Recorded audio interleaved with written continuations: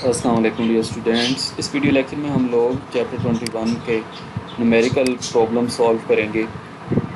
जो इसका numerical 20 chapter का फर्स्ट न्यूमेरिकल है अकॉर्डिंग टू स्मार्ट बस वो उसकी स्टेटमेंट में पढ़ता हूँ। Find the mass defect in binding energy of tritium if atomic mass of tritium is 3.016049 U। Means कि हमें मास डिफेक्ट और बाइंडिंग एनर्जी इस प्रॉब्लम में कैलकुलेट करनी है किसकी, ट्रिटियम आइसोटोप की। और क्या हमें चीज़ गिवन है, हमें जस्ट ट्रिटियम का एटॉमिक मास गिवन है AMU में। Atomic mass of tritium is 3.016049 U। और what we have to calculate the mass defect and binding energy of the tritium. अच्छा, अगर हम इसके सोल्यूशन पे जाएँ तो as we know that del M representation है मास डिफेक्ट की। तो ये हमारे पास फार्मूला होता है, जी इसमें एटॉमिक नंबर है और M P mass of proton है जो कि 1.00727 U है। और ए माइनस जी आपके पास न्यूट्रॉन के बराबर होता है। और M N mass of neutron जो कि 1.008665 U है। और माइनस एम क्या शो कर रहा है, एम आपके पास ये वाला नंबर शो कर रहा है जो हमें डाटा में गिवन है। अगर आप ये देखें कि ट्रिटियम सिंबॉलिक रिप्रेजेंटेशन उसकी कैसी होती है, तो ये ट्रिटियम का आइसोटोप है जिसमें ये इधर एटॉमिक नंबर 1 है, इसका एटॉमिक मास 3 है। और यहाँ पे जो होती है चीज़ वो न्यूट्रॉन नंबर होते हैं जो कि आपके पास atomic mass means 3 minus atomic number minus means 1। तो जब आप इसको सब्ट्रैक्ट करोगे तो आपके पास इधर जो 2 आ जाएगा, मीन्स कि जो न्यूट्रॉन है वो आपके पास 2 हैं। तो ये हमारे जितनी भी सारी कैलकुलेशन हैं ये आप हमारे पास गिवन है, तो हम ये फार्मूले में सब्स्टिट्यूट वैल्यू करते हैं and we will get the answer. अच्छा, अब हमने ये सारी वैल्यू सब्स्टिट्यूट उस फार्मूले में कर दी हैं, तो ये हमारे पास बाइंडिंग एनर्जी बाद में हम सॉल्व करेंगे। हमारे पास मास डिफेक्ट का जो आंसर आ गया। बाइंडिंग एनर्जी अब हमने कैलकुलेट करनी है क्योंकि सेकंड पार्ट में उसने ये पूछा हुआ था। तो बाइंडिंग एनर्जी का सिंपल फार्मूला ये है, according to mass energy equation of Einstein, del E is equal to del M cross C square. C square किसके बराबर होता है, 931 MeV ओवर यू के बराबर होता है। सी स्केयर की जगह ये जो वैल्यू है ये इधर सब्स्टिट्यूट कर देंगे और डेल एम की जगह ये वाली एज इट इज़ वैल्यू हम लोग इधर सब्स्टिट्यूट कर देंगे।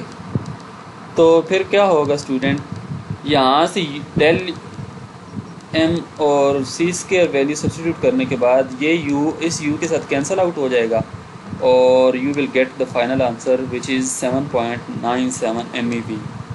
तो इस तरह आप ये इस प्रॉब्लम को सॉल्व करेंगे। इसमें ये एक टेक्निकल चीज़ थी जो मैंने आपको लास्ट में बताई है कि बहुत सी बुक्स में इसको बस डायरेक्ट लिखा हुआ है, तो ये आपने फार्मूला जो है ना ये याद रखना है और इसी तरीके के साथ ये प्रॉब्लम सॉल्व करना है ताकि एग्जामिनर को पता हो कि आपने चीज़ों को कॉन्सेप्चुअली स्टडी की हुआ है।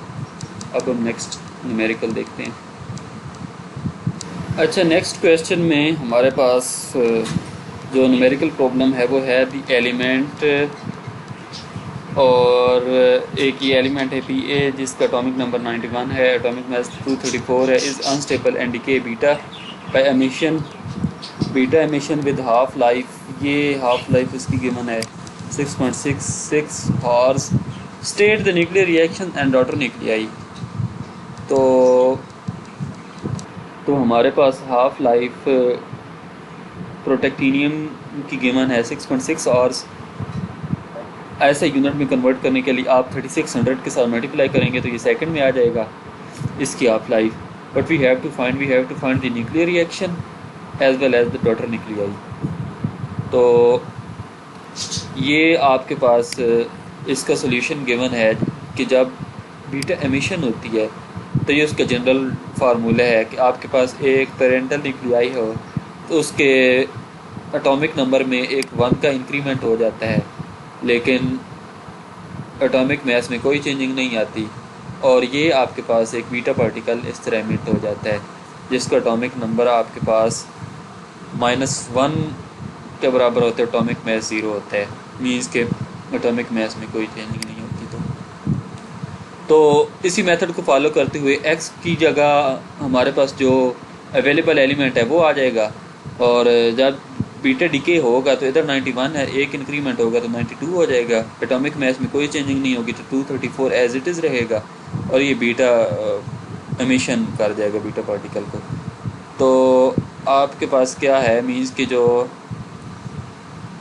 ये जो y है, ये y अब हमने ये लिटरेचर में पता करना है कि कौन सा ऐसी एलिमेंट होता है जिसका एटॉमिक नंबर 2 होता है। तो ये आपको पता है कि ये यूरेनियम का होता है, यूरेनियम का 92 एटॉमिक नंबर होता है, और एटॉमिक मास क्या होता है 234 होता है।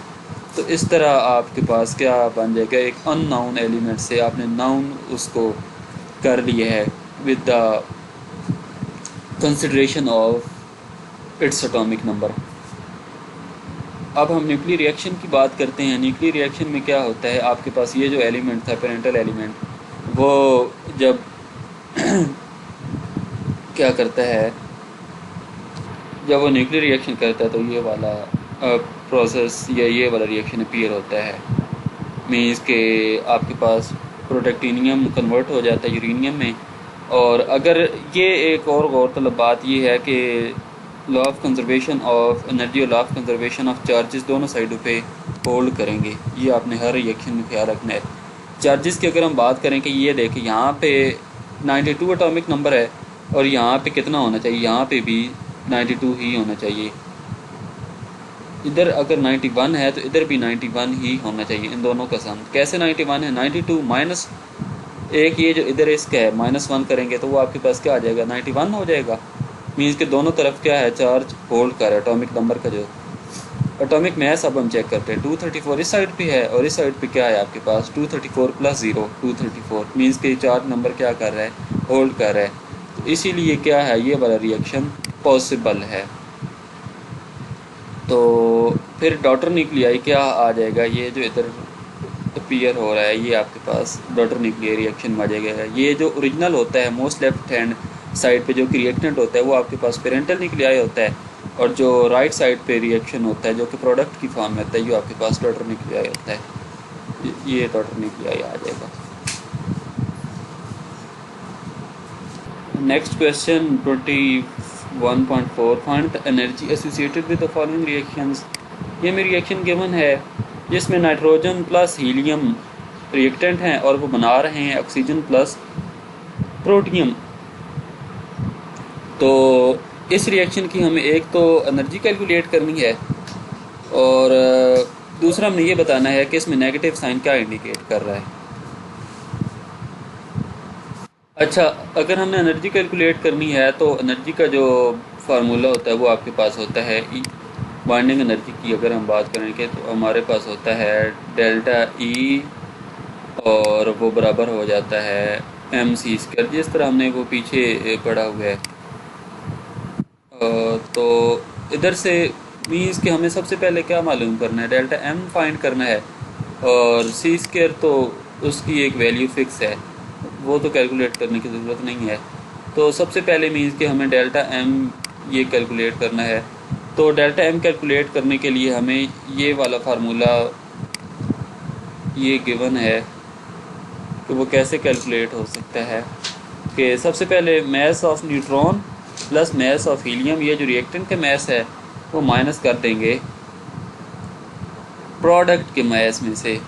और ये सिंपल सा रिएक्शन है, जब ये वाला कोई भी रिएक्शन होता है तो क्या होता है आपके पास, ये नाइट्रोजन और हीलियम जब मिलते हैं तो ऑक्सीजन और प्रोटियम बनता है। तो ये with emission of certain energy, ये एनर्जी कुछ ना कुछ जो है वो आपके पास, अगर ये फॉर्मेशन हो रही है, बॉन्ड फॉर्मेशन हो रही है, तो क्या होगी, ये एनर्जी आपके पास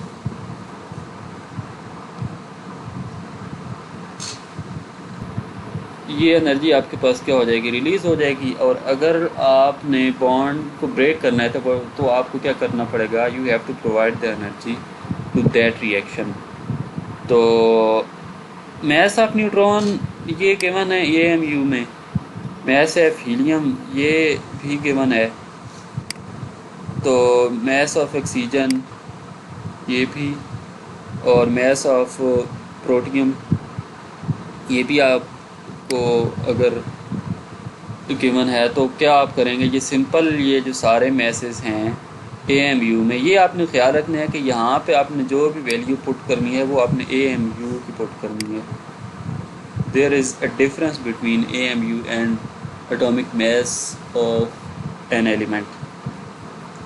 तो आप ये सारी वैल्यूज़ में जब फार्मूले में सब्स्टिट्यूट करेंगे तो आपके पास ये U की वैल्यू आ जाएगी। अब ये U की वैल्यू आई है तो इन्होंने इधर क्या कर दिया है, डायरेक्ट ना क्रॉस 931 कर दिया है। प्रीवियस जो न्यूमेरिकल है उसमें मैंने बताया है कि ये 931 कैसे आता है, और आप अगर नहीं समझ आ रही तो आप जो इसको स्टार्ट से वीडियो को थोड़ा देख लें, आपको समझ आ जाएगी कि ये फैक्टर 931 कैसे है। जब आप इसके साथ मल्टीप्लाई करेंगे तो ये वैल्यू आ जाएगी, और ये इसमें से ये देखें आपके पास ये नेगेटिव आंसर आ रहा है। अब हम ये बताने की कोशिश करते हैं कि क्योंकि क्वेश्चन में पूछा गया था कि ये नेगेटिव आंसर क्यों है, इसकी क्या रीज़न है, तो अब हम वो रीज़न बताते हैं कि ये नेगेटिव आंसर क्यों आया है। जी, तो नेगेटिव साइन ये शो करता है कि हमारे पास जो एनर्जी है वो रिक्वायर्ड होगी फॉर दिस रिएक्शन, कि एनर्जी अगर होगी, ये अगर हमने प्रोसेस करना है तो हमें फिर क्या करना होगा, इतनी हमें एनर्जी चाहिए होगी तो ये प्रोसेस अकर होगा। तो ये उसकी रीज़न थी। फर्दर ये है कि अगर ये नेगेटिव एनर्जी है और एनर्जी रिक्वायर है तो इट्स मीन कि ये एक एंडोथर्मिक रिएक्शन है। क्वेश्चन 21.6, इफ यूरेनियम 92 और 233 एटॉमिक मास है, आइसोटोप है बेसिकली ये यूरेनियम का, decay twice by alpha emission, what is resulting isotope, two step reaction हो गए इसमें इन्वॉल्व, और अल्फ़ा एमिशन होगी। अल्फ़ा एमिशन होगी तो हमें ये पता करना है कि लास्ट पे कौन सा एलिमेंट बनता है। But we have to calculate the resulting isotope. ये सोल्यूशन है जी, कि इसका जी जनरल एक फार्मूला है अल्फ़ा डिके का। ये आपके पास पेरेंटल न्यूक्लियाई होता है, ये डॉटर न्यूक्लियाई होता है, ये अल्फ़ा पार्टिकल होता है। जब अल्फ़ा पार्टिकल एमिट होता है तो एटॉमिक नंबर में 2 की कमी होती है और एटॉमिक मास में 4 की कमी होती है। तो ये देखें आपके, ये फर्स्ट स्टेप है। फर्स्ट स्टेप में जब ये 2 की कमी होगी, ये देखें एटॉमिक नंबर में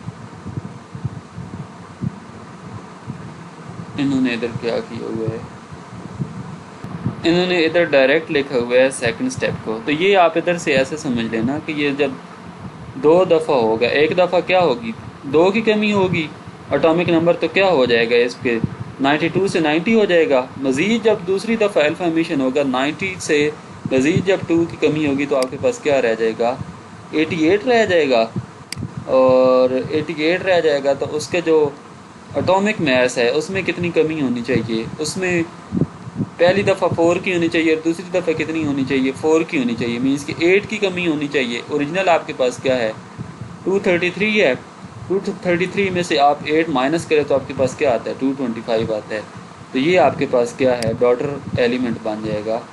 ये जब 2 स्टेप अल्फ़ा एमिशन होगी, तो ये उन्होंने डायरेक्ट 2 स्टेप लिखे हुए, तो मैंने आपको बता दिया कि जब 2 स्टेप होगा तो एक जब स्टेप में अल्फ़ा एमिशन होती है तो 2 एटॉमिक नंबर में इंक्रीज़ होता है, डिक्रीज़ होता है, इसकी कम होता है। अगर 2 स्टेप में होगा तो एटॉमिक नंबर में 4 स्टेप की कमी होगी और एटॉमिक मास में 8 स्टेप की कमी होगी, या 8 एटॉमिक नंबर उसका क्या हो जाएगा, वो डिक्रीज़ हो जाएगा। तो ये आपके पास फाइनल डॉटर एलिमेंट बनेगा।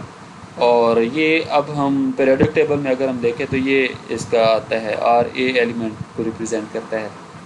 तो ये आइसोटोप रिजल्टिंग आइसोटोप है जो कि हमें क्वेश्चन में पूछा गया था। मज़ीद ये है कि calculate the energy in mega electron volt release in the fusion reaction. ये फ्यूजन रिएक्शन है। फ्यूजन रिएक्शन में क्या होता है, आपके पास 2 लाइटर एलिमेंट कंबाइन होके एक ही हैवियर एलिमेंट बनते हैं विद एमिशन ऑफ न्यूट्रॉन। तो ये रिएक्शन से भी पता चल रहा है कि एक ये जो दोनों हैं ये लाइटर न्यूक्लियाई बन जाते हैं और ये कंपाइल हो रहे हैं हीलियम में। तो we have to calculate the energy released in this process. तो ये रिएक्शन की आपके पास एक जनरल फार्मूला है कि कैसे ये जो रिएक्शन की जो एनर्जी होती है, रिएक्शन हमें गिवन हो तो बाइंडिंग एनर्जी, उसको कैसे कैलकुलेट करते हैं। तो बाइंडिंग एनर्जी कैसे कैलकुलेट करते हैं, ये आपके पास एक ये रिएक्शन था आपके पास, और ये वाला, ये इसका ज़ाहिरी बात है जब ये कंपाइल करेंगे तो एनर्जी कुछ ना कुछ इसमें से रिलीज़ होगी। तो जैसे प्रीवियस में हमने पढ़ा था, मैस डिफेक्ट का ये फार्मूला होता है रिएक्टेंट का मैस माइनस प्रोडक्ट का मैस होता है। तो रिएक्टेंट का मैस किसके बराबर है, ये आपके पास मैस गिवन है AMU में। ड्यूट्रियम का ट्रीटियम का मैस आपके पास ये गिवन है, और हीलियम का AMU में अब हम मैस कैलकुलेट करते हैं तो वो कितना आ जाता है आपके पास।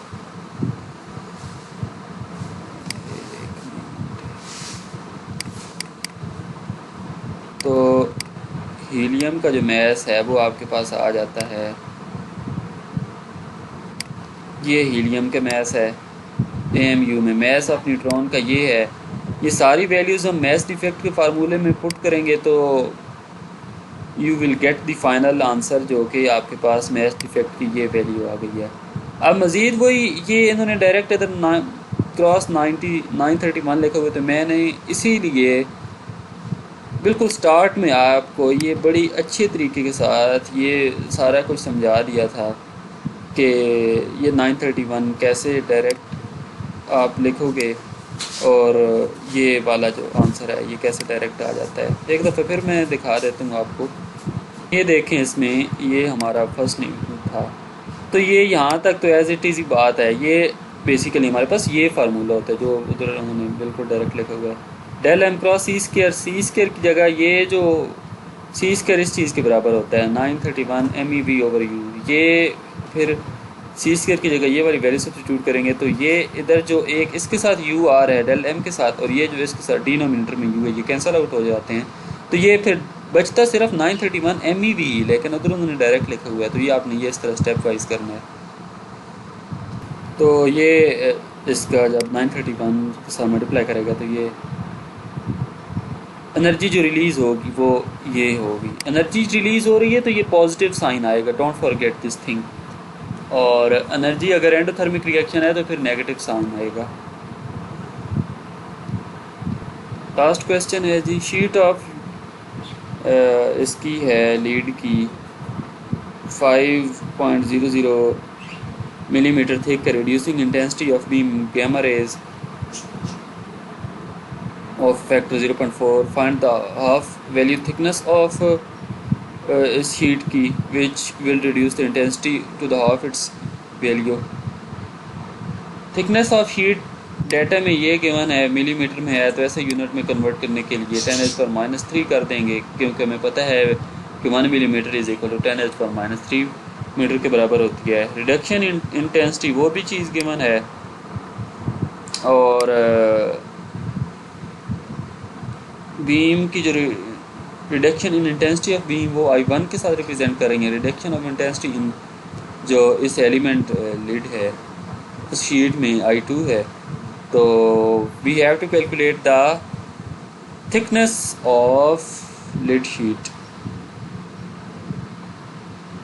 तो ये फार्मूला है आपके पास, ये जो फार्मूला आप इसमें वैल्यू सब्स्टिट्यूट जस्ट करेंगे तो you will get the answer. ये फार्मूला आपके पास जो नज़र आ रहा है, जो आपके पास ये इंटेंसिटी है I है is equal to I0 E, ये ऊपर नेगेटिव न्यू और x आ जाएगा। ये आपके पास I1 जब आप फर्स्ट केस के लिए करोगे तो इधर I1 आ जाएगा, और जब आप सेकंड केस के लिए करोगे तो आपके पास I2 इधर आ जाएगा।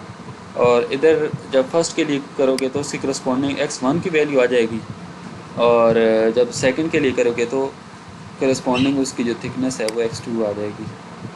तो अब हमने क्या करना है, ये फार्मूला जानने के बाद हमने उसमें जस्ट क्या करना है, वैल्यू सब्स्टिट्यूट कर देनी है। ये जो सारी वैल्यू हमें गिवन है,